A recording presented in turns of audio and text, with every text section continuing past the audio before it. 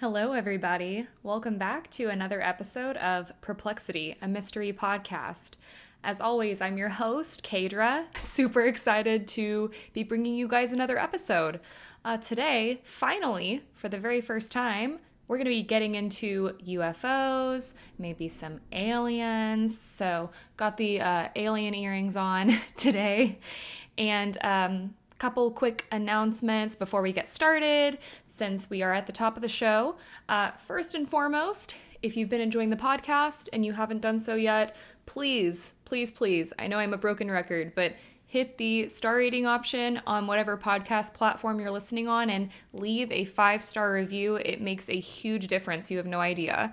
And if you've been watching on YouTube, like the videos, hit the subscribe button, of course. Really helps the show. And if you have topic requests or you want to tell me a crazy story that I would love to read on the podcast, remember you can always email me at perplexitymysterypodcast@gmail.com. Also, you can check out the links in each episode description to support the show and find ways to contact me. A couple of other quick announcements. I have some new listeners in Timor-Leste, which I felt like an idiot because I didn't know where Timor-Leste was. So that's pretty incredible. It is a country in Asia for anyone else who may not have known. So hello to Timor-Leste and my beautiful listeners there. Thank you so much for tuning in. That's so cool. Also, I finally made a design for some t-shirts. And so now I have some merch, literally just dropped at the time I'm recording this today. And I ordered myself a t-shirt and a sweatshirt in different colors. We've got tank tops, t-shirts, sweatshirts, a good variety of sizes, I think, and a wide variety of colors. So if that interests you, you can check out my merch link in the episode description. I've also put it in the podcast description, my flow code link. So we've got merch now. We're in business. A small portion of the proceeds, if you buy merch, will go to me. And that, again, helps support the show, helps me get equipment I need. So thank you so much in advance for that. And if you do buy merch, no worries if you don't. But if you do, tag me in the photos, send them to me. I want to see you guys in some Perplexity merch. I also just got back from a lovely little vacation in LA with my boyfriend TJ, and we got to see his brother there. We got to go to the beach, lots of walking and sightseeing. The weather was just chef's kiss, like so much exponentially better than the Texas heat that I always deal with. It was much needed. And I got to meet Amanda and Cassidy from Drinking the Kool-Aid, who I've been having the pleasure of speaking with on Instagram for the last couple of months. And, I love their podcast. So getting to meet them was so cool. And I love them now and we're friends and it's just been really neat. So it was a great trip. And thank you guys so much for continuing to tune in and listen to the bonus episodes. It's been really cool to get feedback from you guys. So without further ado, let's get into this episode. Today we are going to be talking about another government project, which I always find to be really fascinating. We're going to get into Project Blue Book, which is one of the most famous UFO stories.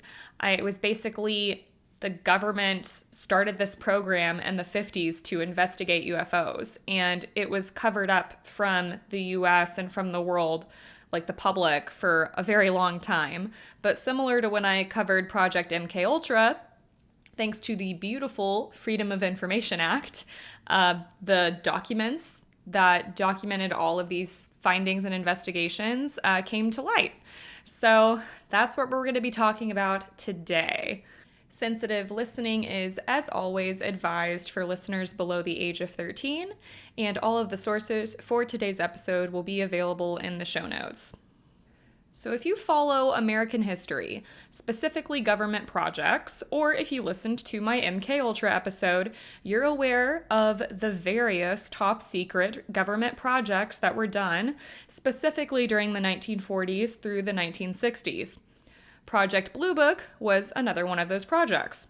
And there is so much that we could talk about here that we simply will not have time to get into, but I'm going to try and give you the important points as best as I can. Basically, Project Blue Book went on from 1952 to 1969, and like many government projects, this was the code name for this at the time because it was top secret work. The project got its name in reference to the blue booklets used during testing at various universities. The name Project Blue Book was inspired by the close attention high-ranking officers gave the project. They would basically treat it like a college final exam. And who took on this project more specifically, you might ask? The United States Air Force. They headquartered this project at the Wright-Patterson Air Force Base in Ohio, which people who follow UFOs and alien encounters, you've probably heard of this place. A lot of people think that Area 51 was basically a distraction for people to concern themselves with when really everything was happening at the Wright-Patterson Air Force Base. So the purpose of this project is that they wanted to study unidentified flying objects, which are now often labeled as UAPs or unidentified aerial phenomena. And this project came after similar studies had already tried, and basically the government wasn't happy with how these projects were going. So that was Project Sign in 1947 and Project Grudge in 1948. So 4 years later, Project Blue Book was born. The main goal was to determine if UFOs were a potential threat for a nation's security, and they also just wanted to gain a better scientific understanding of these little green guys. This was a huge project. Thousands of UFO reports were documented during this time. Specifically, there were over 12,000 reports, 12,618. So an insane amount. And while most of these reports were later chalked up to being some type of aircraft or natural phenomena like something with the weather, there were 701 reports that were analyzed extensively by professionals, and they could not find an explanation for what could be causing this. And because we have access to these reports thanks to, once again, the Freedom of Information Act, the same law that was responsible for Project MKUltra coming to light, we know quite a bit. During this project, the Aerial Phenomenon Branch was formed, and a man named Captain Edward J. Ruppelt was the first director of this project. Ruppelt had a lot of flying experience. He was a decorated World War II vet, and he also had a degree in aeronautics. So, perfect man for the job, right? He was the person to officially come up with the term unidentified flying object, or UFO. And this came about mostly for neutrality and to just clarify things with the sightings, because prior reports, especially with the military, they were using vastly different terms like flying saucer, beam of light, etc. So this just kind of helped clear things up as to what they were seeing. And Ruppelt also wrote a book later on called The Report on Unidentified Flying Objects, which would describe all the studies the Air Force did on UFOs from 1947 to 1955. While Ruppelt was in charge, some of the more infamous UFO cases were investigated, such as the Lubbock Lights and the infamous Washington, D.C. sighting in 1952. So we'll get into both of those in just a little bit. There was a man named J. Allen Hynek that helped consult on Blue Book as well. He was an astronomer and also worked on Project Sign and Project Grudge. Hynek was actually a big skeptic too when all of this started, so I love stories like that because I tend to think those are the most compelling. As the studies continued, Hynek would later encounter some reports that he could not explain, and because of that, he became more open-minded. So let's talk about the Lubbock Lights. This, of course, happened in Lubbock, Texas, on August 25th, 1951, around 9 p.m. A.G. Oberg, a chemical engineer, W.L. Ducker, a department head and petroleum engineer, and W.I. Robinson, a geologist, were colleagues at Texas Tech University. I'm not sure if they're shortening their names for privacy or if they just all have two initials as their first name. But on August 25th, the three professors got together and they were hanging out in the backyard of one of their homes when suddenly they saw between 20 and 30 lights appear in the sky and fly overhead. The professors would later describe these lights as being bright as stars, but even larger. The lights disappeared, but not long after, a similar group of lights flew over their heads once again. The professors would find this event so difficult to explain, they quickly reported it to the Lubbock Avalanche Journal. And to make this case even stranger, that same night, there were also 3 women in Lubbock at another location, and they also would report seeing peculiar flashing lights, as well as another Texas Tech professor named Carl Heminger. So not too much longer later on, just on September 5th, the same 3 men, along with a math professor named E. Richard Heinemann and another professor named Grayson Mead, were in Robinson's front yard when strange lights suddenly appeared once again and flew overhead. Mead described the lights as follows, quote, "Appeared to be about the size of a dinner plate, and they were greenish blue, slightly fluorescent in color.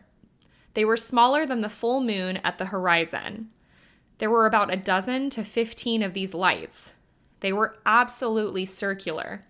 It gave all of us an extremely eerie feeling," end quote. They also described these lights to be flying in a U-shaped formation. And because they're professors, they're of course theorizing as to what this could possibly be. They knew that it could not have been birds because they flew at an incredible speed. And the professors were actually able to calculate the light's speed. So these guys are like insanely smart. There's no way I would be able to do this. So they calculated the lights were traveling at over 600 miles per hour. And just for reference, today's day and age, jets fly from 550 to 580 miles per hour, with landing and takeoff speeds varying, but most commercial jets fly from 160 to 180 miles per hour. So, you know, there may be some people who say it could have been jets, but again, like, why was it this insanely brilliant ball of light? And also, a lot of these reports said that the objects moved silently. And as we know, jets are not silent. They are very, very noisy. So on August 30th, the same year, a student at Texas Tech named Carl Hart Jr. claimed to have seen a group of 18 to 20 white lights flying over his head. They made a V shape, and Hart would later retrieve his camera and walk to his parents' home nearby. He went into their backyard, hoping that the lights would return. And 2 more lights did return, and Hart was able to capture 5 photographs before they disappeared. He had the photos developed, and he also sent these to the Lubbock Avalanche Journal, the same newspaper that the other men reported their sightings to. The newspaper's editor, Jay Harris, told Hart that he would run him out of town if the photos were later found out to be fake. The photos would later blow up quite a bit, and they were actually published around the nation and in Life magazine. And because of all the publicity that these Lubbock Lights photos got, there were even professionals in physics labs that started analyzing these photos, basically trying to debunk them. And more specifically, they were being heavily analyzed in labs at the Wright-Patterson Air Force Base. The head of Project Blue Book, Ruppelt, initially thought the professors had maybe seen a bird called a plover. New streetlights in the area had also recently been installed, and so he thought it might be possible the plovers were migrating and they were reflecting these new streetlights. But a game warden and the head of Texas Tech's biology department, J.C. Cross, claimed there was absolutely no way that this could have been birds, including a plover. Mead, one of the other professors who had seen the lights, also rejected this theory and basically said the objects were way too large to be birds and way too fast. During the investigation, Ruppelt also heard about several other people that were in and around Lubbock, Texas, that had reported seeing what they described as a huge flying wing moving silently above the city, which sounds absolutely terrifying to me. I feel like it's worse when it just moves silently, like it's more menacing. Ruppelt knew that the U.S. Air Force did possess a jet bomber and felt at least some of the sightings could have been due to the bomber. But regarding all the strange lights, Ruppelt would later say that after an extensive investigation and analysis, the photos were never able to be proven to be a hoax. But they were also not able to be proven to be genuine. So just things to keep in mind. So now the other huge sighting, the DC sighting in 1952. Let's go to 11:40 p.m. on July the 19th, 1952. On the night in question, an air traffic controller named Edward Nugent was working and he saw 7 strange objects appear on his radar. The objects immediately caught Nugent as strange because, first of all, no aircraft had been reported in this area. And second of all, the objects were not following any established flight path. So Nugent becomes concerned and contacts his superior, a senior air traffic controller named Harry Barnes. And Barnes looked at the objects as well, and he would later say that at the time he immediately knew the situation was very abnormal. He described the objects' movements as, quote, completely radical compared to those of an ordinary aircraft, end quote. Barnes also had 2 other workers check the radar to ensure that it was working properly, and they both found that it was. He even called the control tower and spoke to the controllers there, 2 men named Howard Coughlin and Joe Zacco. And they also saw the strange objects on the radar. So we have multiple people, and they were also reported seeing a hovering bright light in the sky, which then took off really quickly. Then it got even stranger. Other objects began to appear all over the radar scope. Then they moved over to the White House and the United States Capitol. So I'm sure at this point they were worried for people's safety. They thought maybe it could have been terroristic. So Barnes then called the Andrews Air Force Base, which was just 10 miles from the national airport where all these radar scope sightings were happening.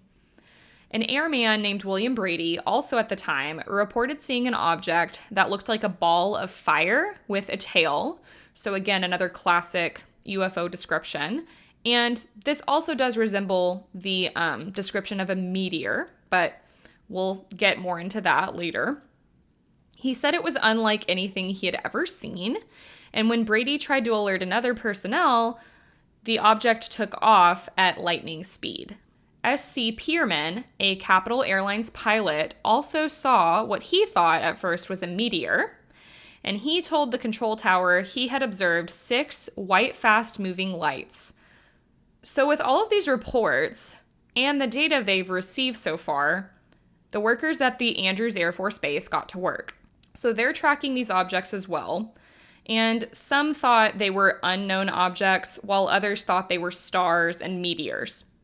But Staff Sergeant Charles Davenport soon saw an orange-red light standing still for a bit. Then it made an abrupt change in direction and significant changes in altitude several times. Doesn't sound like a meteor to me. The object also seemed to have been spotted by both of the radar centers at the National Airport and the Andrews Air Force Base. But just as quickly as this orange-red light appeared, it disappeared and disappeared on all of the radars simultaneously. So all of these objects are flying over the White House, the U.S. Capitol, and so fighter jets, of course, show up. They start flying around, but they couldn't find anything. So eventually, after flying around for so long and not being able to find anything, they're running low on fuel. So they had to leave. And as soon as the fighter jets left, the objects returned, which made Barnes think that these were intelligent things, monitoring the radio traffic and behaving accordingly. And these sightings as well blew up in the media, and Captain Edward J. Ruppelt was in Washington at the time when all of this took place, the head of Project Blue Book. So he found out about the sightings July 21st and spoke with intelligence officers at the Pentagon soon after. He then wanted to travel around Washington in a staff car to investigate the sightings. But apparently he was told he would have to rent a taxi cab with his own money and that he couldn't use a staff car. Apparently only the generals and senior colonels could use these staff cars. And Ruppelt, I guess, is bougie because he took this very offensively and was frustrated by the news, and then he refused to investigate and just left Washington. Sorry, just seems a little weird to me. Like, if you're that curious and this is a potential threat to national security and you're the lead on a government project, why would you leave because you have to be in a taxi cab? I don't understand. But whatever, bougie Rupert leaves. Or have I been calling him Rupert? It's Ruppelt. Bougie Ruppelt left Washington and he ends up back at the Wright-Patterson Air Force Base. And he would later speak to an Air Force radar specialist named Captain Roy James. James felt that the unusual weather conditions that had been going on were likely the cause of all of these sightings. So a lot of different theories are floating around. But just a few days later, on July 26th, 1952, it's 8:15 p.m., and a pilot and stewardess on a flight into Washington suddenly began to observe strange lights hovering above their plane. The radar centers at National Airport and at the Air Force Base soon were once again tracking unidentified flying objects. By the time it was 9:30 p.m., so just a little over an hour later, these unknown objects were being detected in every sector of the radar. So more and more are popping up. No one can figure out what the heck they are. Must have been pretty creepy. The objects reached a calculated speed of up to 7,000 miles per hour. So way freaking faster than a jet. And once again, fighter jets showed up in response. But I don't know what the heck they think they're going to do if they're moving at 7,000 miles an hour. But they come, and the flight leader, Captain John McHugo, saw nothing. But his wingman, Lieutenant William Patterson, saw 4 white glowing orbs, and he actually tried to chase them and was, of course, at maximum speed, but he still had no chance of catching up with them. So these sightings are continuing. Professionals can't figure them out. The public is getting paranoid and scared. And the media is, of course, eating this up. And eventually, the president at the time, Harry Truman, gets word of all of this. He became concerned with the amount of sightings, and ultimately, the CIA gets involved. And they reacted by forming the Office of Scientific Intelligence and the Office of Current Intelligence to review everything. This also resulted in the creation of what became known as the Robertson Panel, and this was in 1953. In the press, military and government officials also started taking interviews, and they are majorly downplaying this. They're chalking up the sightings to weather conditions, and that the unknown radar targets could be explained by temperature inversions, which was present in the air over Washington on both nights. And the strange radar events were seen and reported at this time, but still, they're basically drawing conclusions when they don't know what's actually causing this. But they're telling the public this is what it was because they don't want people to panic, of course. Military and government officials also declared the objects were not caused by any type of solid material objects. So basically, because they're declaring this, They also said there was no national security threat because it's nothing tangible. It's not an object like a missile, for example. During the Robertson panel's investigation, they spent 12 hours reviewing 6 years of data that had been collected by Project Blue Book. So they don't exactly look at it for very long. They concluded after these 12 hours that most of the UFO reports could all be explained with further investigation, but that the investigation was not worth the effort. Sorry, what? Like, how are you just gonna say these could be explained, but we're not gonna explain them? And then that be the answer. So, of course, this doesn't satisfy the public, and people are getting more paranoid and basically distrusting the government.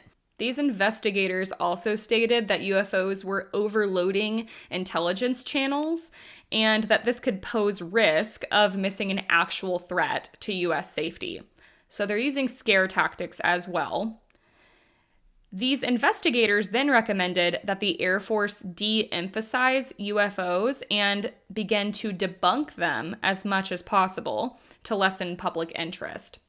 So they literally suggested that this be done through mass media, interviews with psychologists, celebrities, astronomers, and even Walt Disney. So everything I'm about to say here is alleged, but there are a lot of people who believe this and support this opinion. A lot of people think that the Robertson panel helped control public opinion in a very unethical manner. They were being very dishonest. They did this through spying and propaganda, which we know that the CIA did during this time period with other government projects like MKUltra. And the wiretapping scandals with presidents, Watergate, like these are things that have happened and have been exposed. So just my opinion, but who's to say they couldn't have been doing this with the UFOs as well. In December of 1953, it became a crime for military personnel to discuss classified UFO reports with unauthorized persons. People who were caught in violation of this could face fines of up to $10,000 or spend up to 2 years in prison. So the people who have seen this firsthand, military personnel, their livelihood is now being put at risk. And of course, they have children, spouses, so they're getting tight-lipped because they're scared. In February of 1953, Air Base officers were ordered to only report UFO incidents to the public if they had been solved and to classify all unsolved cases. But how are you going to solve something that quickly? So basically, those 701 unexplained cases became classified up until the Freedom of Information Act, which would bring all this out later. Military personnel were also ordered to reduce the number of unidentified cases to the absolute minimum. So by the end of 1956, this number of unsolved cases went from 20 to 30% to just 0.4%. So they're conveniently, using air quotes here, solving all of these unexplained cases, and they managed to get them to 0.4%. Sketch. With all of this change, Ruppelt ultimately requested to be reassigned and left in August of 1953. So this is not what Ruppelt was all about here. There were also major staffing cuts during this time, and after this, Ruppelt seemed to be replaced by either people who didn't care or they were completely hostile leaders when it came to the topic of UFOs. They were also now facing a major lack of funding and support from public officials. In his book that he later wrote, Ruppelt wrote that the radar and control tower personnel, as well as some officers at the Air Force Base, strongly disagreed with the Air Force's public explanation of these sightings. In 1966, there were also massive widespread reports of UFO sightings in both Massachusetts and New Hampshire, to the point where the House Committee on Armed Services had to have a congressional hearing. According to attachments gathered from the hearing, at first the Air Force stated the sightings were due to there being a training exercise happening in the area, but the NICAP, or the National Investigations Committee on Aerial Phenomena, would later report there was no record of any planes flying during the time of these sightings. And if it's just a training exercise with normal planes, they would have logged that. So it's like either there's some UFO things going on, or the government is doing something with technology that they don't want us to know about, which I feel like both are equally possible. A man named Raymond Fowler from the NICAP also interviewed locals who claimed to have seen the Air Force officers confiscating any newspapers that they saw mentioning these stories. And they also told locals to keep quiet about what they had seen. People working on Project Blue Book chalked all of these sightings up to mass hysteria, hoaxes and lies, crazy people, quote unquote, and simple misidentifications. How convenient. There were also two other people by the names of Eugene Bertrand and David Hunt that would later write a letter to Major Quintanilla after they witnessed these UFOs for themselves. They said, quote, "It was impossible to mistake what we saw for any kind of military operation, regardless of altitude," end quote. There's also sightings going on in other countries during this time period as well. So the US is having a harder and harder time explaining what the hell is going on.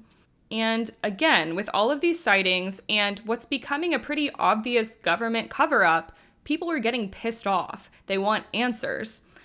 So they're getting more and more vocal about it in the media, and criticism of Project Blue Book grew and grew throughout the mid-60s. And meanwhile, the NICAP's membership was exploding. During this time, they had about 15,000 members. Eventually, the NICAP charged the US government with a cover-up of UFO evidence. Hot damn, the drama. Eventually, the Secret of Air Force, Robert C. Seamans Jr., C. Seamans. What an unfortunate name. Robert C. Seamans Jr. announced that Project Blue Book would be closing because of funding and because it couldn't be justified on the grounds of national security or in the interest of science. All of the files gathered during this project were then archived at the Maxwell Air Force Base in Alabama. So decades went by in the US, and at least publicly, it seemed like the government stopped investigating UFOs. But, in December 2017, it was disclosed that a new secret UFO study was funded at $22 million for 5 years. And this went on from 2007 to 2012. And it was known as Advanced Aerospace Threat Identification Program, also known as the AATIP. An Air Force memorandum that was eventually released by the Freedom of Information Act stated that even after Project Blue Book dissolved, air quotes again, reports of UFOs continued to be handled through the Air Force. This report was dated from October of 1969. Additionally, author Howard Blum reported these discovered documents showed the Air Force continued to document UFO sightings after Project Blue Book dissolved, including a series of dozens of encounters from the late 1960s through the mid-1970s. In 2023, this year, an Air Force veteran and former member of the National Geospatial Intelligence Agency named David Grush came forward with information claiming an extraterrestrial craft was recovered and kept secret by the U.S. government. During his time as a decorated government employee, Grush was trusted with some of the U.S. government's most intimate secrets. Grush would say to the media, quote, "These are retrieving non-human origin technical vehicles. Call it spacecraft if you will. Non-human exotic origin vehicles that have either landed or crashed. I thought it was totally nuts, and I thought at first I was being deceived. It was a ruse. People started to confide in me, approach me. I have plenty of senior, former intelligence officers that came to me, many of which I knew almost my whole career, that confided in me that they were part of a program. There was a sophisticated disinformation campaign targeting the U.S. populace, which is extremely unethical and immoral. We're definitely not alone. The data points quite empirically that we're not alone." End quote. I mean, come on. And this program, Grush had also, never heard of. So these other government, military people that Grush had worked with his entire career start confiding in him because he's a trusted, well-known official. He knows his stuff, and they're telling him about this sketchy program. And he had never even heard of the program, and he's one of the most trusted people. So he finds all of this out and keeps it secret for years and years, I'm sure of fear. So in this interview with the media, Grush then claimed they not only told him about this program that he had never heard of, and that all of their stories perfectly lined up, but they even provided him with documents and other proof. Grush even filed a whistleblower complaint to Congress and the Intelligence Community Inspector General. He did also say, though, to the media that he could not present this evidence for national security reasons. He also said he had not seen photos of this alleged crash that led to them obtaining this spaceship. Now, with all that being said, though, the journalist that Grush spoke with, Leslie Keene, would later say she had multiple sources to back up Grush's story, and that to her, the lack of physical evidence did not alarm her. She said, quote, "The problem with that is all of that information is classified. As we said in the story, everything that Grush told Congress and told the Department of Defense Inspector General, all of that information is classified." End quote. And think about it. Why would Grush put his ass on the line like this? Just really makes you think about what else could be out there and how much we don't know. And that is the perplexing story of Project Blue Book. And I hope you learned something new today, found this episode interesting. Hopefully it didn't break your brain. If it did, just take a bit to recover. And if you want to learn more, there is actually a documentary series on Netflix now called Top Secret UFO Projects Declassified. And I watched the first 2 episodes, but I think there's 6. It seems pretty well done. And each episode's about 45 minutes long. I think for skeptics too, like myself, this is really interesting and it's a cool topic to look into. So I just encourage you to keep your mind open and, look up at the sky more often. Remember to check out my new merch, and if you've been enjoying the show, please, as always, remember those ways to support me. Leave a 5-star review, like the video, subscribe to the YouTube channel. You can always request topics or send crazy stories of your own to perplexitymysterypodcast@gmail.com. Or you can DM me your stories on Instagram. You can follow me on Instagram and TikTok at Perplexity Mystery Podcast. And please check out the show notes for other ways to support and contact me and for the sources that I used. Also, don't forget to take those polls to let me know your thoughts on the things that I've been releasing so far. Those are in each podcast episode. And I know sometimes people think, well, I like the episodes. I don't have any complaints. So why would I take a poll? But I don't know how you guys are feeling if you don't take the polls. And it seriously just takes 2 seconds. So thank you in advance for that. And I think that that's everything. Thank you guys so much for listening. You all are amazing. Hope you have an awesome week, and I will talk to you next week. Bye.